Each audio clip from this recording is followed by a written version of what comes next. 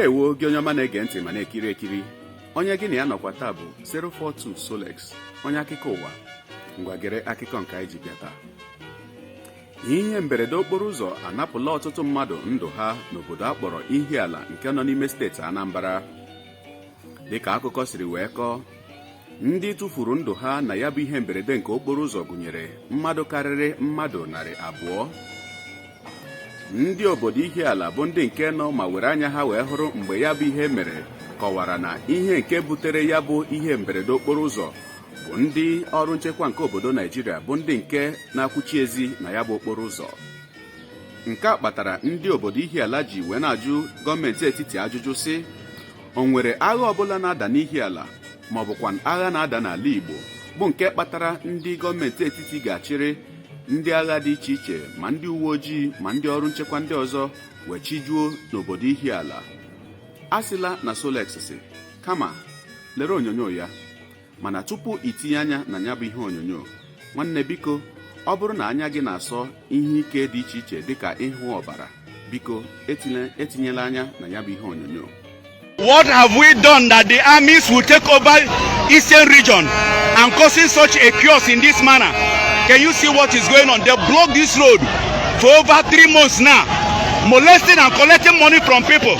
At the end of the whole thing, this is what they have given to people. Over 200 lives has been lost. Over 200 lives has been lost. This is Mazi Ayanwoboke reporting for BTV. This is exactly what is going on. These are the survivors, those that survived the whole thing. Over 200 people are lying low here, killed. Look at, can you see this?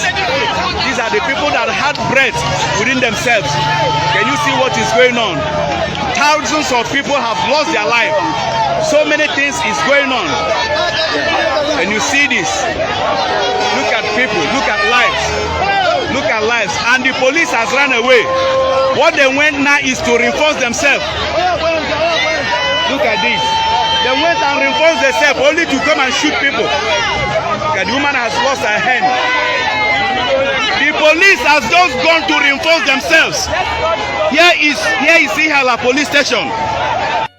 This is Ihiala police station. What they did was reinforce themselves. Can you see this? They now went and reinforced to kill people, to kill more people. That is what they've done. They've run away. Those that came out came to protect the police station. This is what is happening here in Ihiala local government.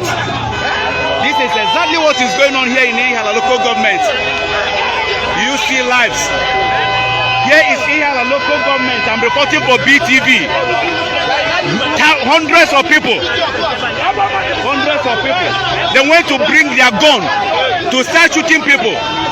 You see the police. They went to bring their gun to start shooting people. They went to reinforce. They went to reinforce to kill people. Do you see what they've caused? They went to reinforce to kill people. This is what is happening here in Ihiala local government. All these armed robbers in uniform. This is what they do. Look at the lot of life that has lost here because they are mounting checking points in the whole eastern region. Akwụhụla ya bụ ihe onyonyo. Ya mere nwanne m nwoke, nwanne m nwaanyị, gị onye na-esonye bụrụ anyị esonye, ekenekwa gị. Gị onye taa bụ mbụ ị na-afụ ihe onyonyo anyị. Asị ma ọ bụrụ na ka m mere dị gị mma n'obi, biko ọ bụ na Facebook ka ị na-afụ ihe onyonyo a, biko pịara m like. Ọ bụ na Instagram ka ị hụrụ ya bụ ihe onyonyo, biko nwanne pịara m follow. Ọ bụ na YouTube ka ị na-ekirikwana ihe onyonyo a na-egosi gị, biko pịara m subscribe ya na mgbịrịgba nọ ya n'akụkụ ka ị nwee ike na-enweta ihe onyonyo ndị ọzọ nga na-egosi gị. Ọ bụkwa na TikTok ka ị na-ekiri ihe onyonyo a, nwanne biko tikiere m ya ma talk ma ị na-emekwa n'ihe otu a, obi na-esi m ike na-emekwa ọzọ maka amakwa m ihe m ji ekwu. Nwanne nlachikwa azụ, nnachi azụ n'ọrụ nke m na-arụbu. Ịma like ya. Udo dịrị gị nwanne mmadụ, gbado anya.